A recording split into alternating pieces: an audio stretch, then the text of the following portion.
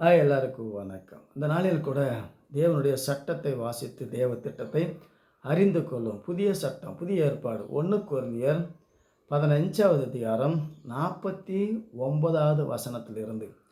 மேலும் மன்னானுடைய சாயலை நாம் அணிந்திருக்கிறது போல வானனுடைய சாயலை அணிந்து கொள்வோம். தேவனுடைய சாயல். ஒரு கிறிஸ்துவுக்குள் ஞானஸ்தானம் பெற்ற எத்தனை பேரும் கிறிஸ்துவை தரித்து கொண்டீர்கள். இயேசு கிறிஸ்து நாமத்தில் ஞானஸ்தானம் எடுத்தால் தான் கிறிஸ்துவை அணிந்து கொள்ள முடியும். ஆகவே வேதத்தை, தேவ சட்டத்தை தெளிவாய் புரிஞ்சு கொள்ள வேண்டும். சகோதரே, நான் சொல்லுகிறது என்னவெனில், மாம்சமும் இரத்தமும் தேவனுடைய ராஜ்யத்தை சுதந்திரிக்க மாட்டாது. அழிவுள்ளது அழியாமை சுதந்திரிப்பதில்லை. நமக்கு இருக்கிற சரீரம் அழிவுள்ளது. அழிவுள்ளது அழியாமை சுதந்திரிக்க மாட்டாது.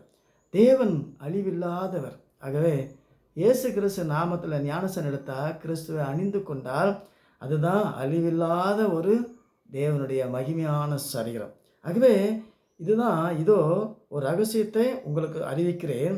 நாம் எல்லாரும் நித்திரை அடைவதில்லை. ஆகிலும் கடைசி எக்காலம் துணிக்கும் போது ஒரு நிமிஷத்திலே, ஒரு இமைப்பொழுதிலே நாம் எல்லாரும் மறுரூபமாகுவோம். இப்போ மறுரூபம் ஆகணும் அப்படின்னா மகிமையான தேவனை அணிந்து கொள்ளணும். அவர் தான் நமக்குள்ளே இருந்து நம்ம ரூபத்தை மகிமையாய் மாற்றுவார். எப்போ நடக்கும்? 1000 வருஷம் அரசாட்சி முடிஞ்சு. 1000 வருஷம் அரசாட்சியில் இயேசு இந்த பூமியில் இறக்க மாட்டார். காணக்கூடிய நிலையில் இறக்க மாட்டார். நமக்குள்ளே கிறிஸ்து நமக்குள்ளே இருப்பதே அறிந்து கொள்வோம். ஆகவே இந்த ரகசியத்தை நாம் புரிஞ்சுக்கணும். எக்காலம் துணிக்கும் அப்பொழுது மரித்தோர் அழிவில்லாது எழுந்திருப்பார்கள், நாமும் மறுரூபமாக்கப்படுவோம். எக்காலம் துணிக்கும். இயேசு வரும்போது தான் மரித்தவர்கள் எழும்புவார்கள். எப்போ இயேசு வருவார்? உலகம் முடியும் போது.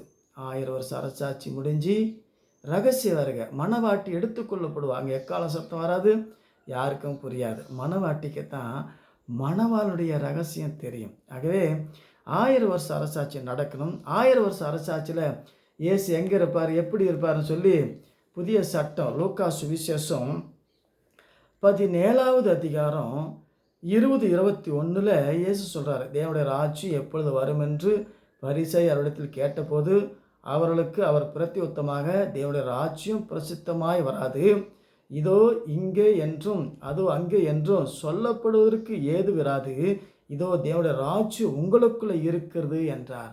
தேவனுடைய ராஜ்யம் எங்கே இருக்குது? இயேசு தான் ராஜ்யம். அவர் வந்தால் இந்த பூலோக ராஜ்யம் தானாக கீழ்ப்படியும். தேவனுடைய வார்த்தைக்கு கட்டுப்பட்டு நடக்கும். ஆகவே இயேசு நமக்குள்ளே இருப்பதுதான் பரலோக ராஜ்யம். அவர் வந்தால் எல்லா ராஜ்யத்தையும் நேர்த்தியாசமையாய் டிசைன் பண்ணி கொடுப்பார். இந்த சட்டத்தை வழங்கிக் கொள்ளணும். மாம்ச பிரகாரமாக அல்லது மகிமின் பிரகாரமாக இயேசு காணக்கூடிய நிலையில் இந்த உலகத்தில் இருப்பதில்லை. ஆகவே 1000 வருஷம் அரசாட்சி கிறிஸ்து நமக்குள்ளே, தேவனுடைய ராஜ்யம் உங்களுக்குள்ளே இருப்பதே அந்த ரகசியம். ஆகவே இந்த ரகசியத்தையும் அதிசயத்தையும் அறிந்து தெரிந்து கொண்டு இயேசு கிறிஸ்து நாமத்தில் மொழிகி ஞானஸ்தானம் எடுக்கணும். பிதா, குமாரன், பரிசுத்தாவி நாமத்தில் அது தள்ளுபடி ஆகணும். குழந்தை ஞானஸ்தானம் அது லிஸ்ட்டுக்கே வராது. ஆகவே இதெல்லாம் தெரிந்து புரிஞ்சு தேவன் எப்படி செயல்படுகிறார் ஏசு சொல்கிறாரு, யோவான் சுவிசேஷம் 8:36, என் ராஜ்யம் இவ்வுலகத்துக்குரியதல்ல. அப்போ நமக்குரியது. இயேசு நமக்குரியவர், உலகமும் நமக்குரியது. இயேசு நமக்குள்ளே இருந்து இந்த உலகத்தை ஆட்சி அதிகாரத்தை செயல்படுத்த அவர் தான் அதிகாரம் தருவார். அவர் நமக்குள்ளே இருந்து சொன்னதெல்லாம் நடக்கும், கேட்டதெல்லாம் கிடைக்கும். அந்த சிஸ்டத்தை தேவன் நமக்குள்ளே இருந்து செய்வார். வெளியில் எருசலேமில் இருந்து உலகெங்கும் எருசலேமை தான் தலைநகரம் ஆக்கி எருசலேமில் இயேசு உட்காந்து சிங்காசனத்தில் உட்காந்து நான் ராஜா என்று பார்க்கக்கூடிய நிலையில் இருக்க மாட்டார். பிதாவை எங்கும் தொழுது கொள்கிற காலம் 2000 வருஷத்துக்கு முன்னாடி அந்த சிஸ்டத்தில் மாற்றிட்டார்.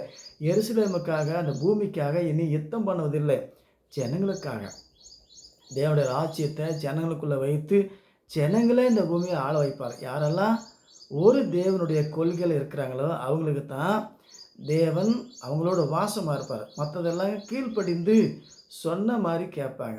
தேவன் ஆளுகை தந்து அதிசயமாக அற்புதமாக 1000 வருஷ அரசாட்சியில் கிறிஸ்துவை அணிந்து கொள்வோம். வானவருடைய சாயல் அணிந்து கொண்டால் அதுதான் சாகா வரம். 1000 வருஷம் சாகாமல் வாழ்ந்து திடீரென்று மணவாளன் 1000 வருஷம் அரசாட்சி முடிஞ்ச உடனே மணவாளனுடைய சிக்னல் மணவாட்டிக்கு தெரியும், எடுத்துக்கொள்ளப்படுவார். அதுக்கு பின்னாடி தான் சாத்தான பாதாளத்திலிருந்து வேதாளத்தை கட்டவிழ்த்து அவன் வந்து தான் கோமாளி தாத்தாவுக்குள்ளே போந்து அவன் என்ன செய்வான், 10 கூட்டு அமைப்பு, ஐரோப்பா 10 கூட்டு அமைப்பு நாடெல்லாம் அப்போ தான் உருவாக்கும். அதுக்கு முன்னாடியெல்லாம் அது டிசைன் பண்ணி கொடுப்பாங்க. கொடுத்து நம்ம கையில் கொடுத்துருவாங்க சாவி. எப்படி யோசேப்புக்கு ஒரே சொப்பனத்தில் எகிப்து தேசமெங்கும் உன் கை அசைவில்லாமல் என் ஜனங்க உட்காரக்கூடாது, எந்திரிக்கூடாது என்று சொல்லி பார்வோன்னு சொன்னோன்னா, அது மாதிரி உலகம் தன்னுடைய சிந்தனையை மாற்றிக்கொள்ளும். தேவனுடைய பிள்ளைகளுக்கு சாவியை கொடுப்பார்கள். எல்லாத்தையும் டிசைன் பண்ணிவிட்டு நம்மக்கிட்ட சாவி கொடுத்து நாம் சொல்கிற மாதிரி நம்ம சொல்கிற சாமி தான் அவங்க கும்பிடணும். உலகெங்கும் அது நடக்கும். ஆகவே கிறிஸ்து நமக்குள்ளே இருந்து சகலத்தையும் வாய்க்கு பண்ணுவார். இயேசு வந்து பகிரங்கமாக வந்து உலகத்தை ஆளுவதில்லை. ரகசியமாக இயேசு உலக முடிவு பறிந்து சகல நாட்டில் நம்மோடு கூட இருக்கிறார். ஆகவே இதை புரிஞ்சிக்கணும். இதை புரிஞ்சிக்காமல் அநேக பிரசங்கமாரு இயேசு வராரு, மரித்தோர் எழுப்புறாரு, அங்கே கிரவங்களை கூட்டிகிட்டு வர்றாரு, வந்து என்ன பண்ணுவார், அவங்களெலாம் வாழ வைப்பாரா, மறுபடியும் கல்யாணம் பண்ணி வாழ வைப்பாரா, அப்படிலாம் இல்லை. அதெல்லாம் தப்பான விளக்கம். இப்போ இருக்கிற மாதிரியே போய் சடிதியாக இருக்குன்னு காலத்திலே ராஜ்யம் நம்ம கையில் வரும். ஜனங்கள்லாம் தத்தளிப்பாங்க, யார் தான் அந்த நாட்டை நடத்ததென்று.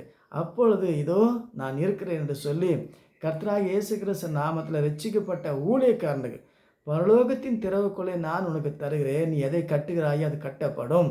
இதான் 1000 வருஷ அரசாட்சியில் ஆவி என்னும் சாவி தேவன் நமக்கு தந்து உலகத்தை ஆள செய்வார். ஆகவே சாந்த குணமும் பாக்கியவான், அவன் பூமியை சுதந்திரித்து கொள்வான்.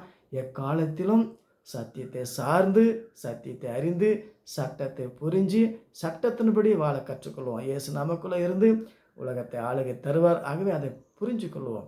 இயேசு வந்து காணக்கூடிய நிலையில் இருப்பார்.